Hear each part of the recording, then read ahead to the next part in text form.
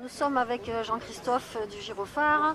Le Gyrophare organise aujourd'hui un rassemblement contre les violences qui se déroulent en Tchétchénie. Est-ce que tu peux nous expliquer, Jean-Christophe, un peu la démarche du Gyrophare aujourd'hui ?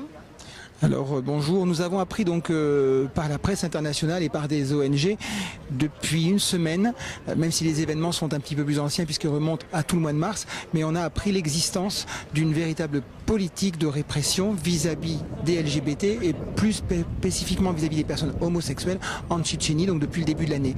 Une politique de répression, c'est par exemple l'enfermement forcé de centaines d'homosexuels, l'emprisonnement, les viols, les sévices, des tortures allant jusqu'à la mort. Ça participe à une politique de répression globale où le président en charge actuellement en Tchétchénie incite les familles à régler ces questions d'homosexualité par des crimes d'honneur. Donc des journalistes indépendants russes qui ont travaillé de manière extrêmement professionnelle, extrêmement consciencieuse, ont alerté également les ONG internationales et c'est arrivé il y a quelques semaines ici, en France, en Europe.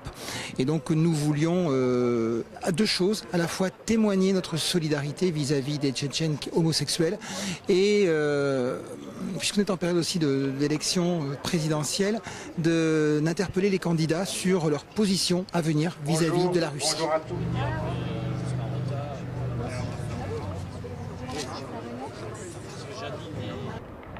Donc il n'y a pas que la Tchétchénie, mais on voit où ça mène.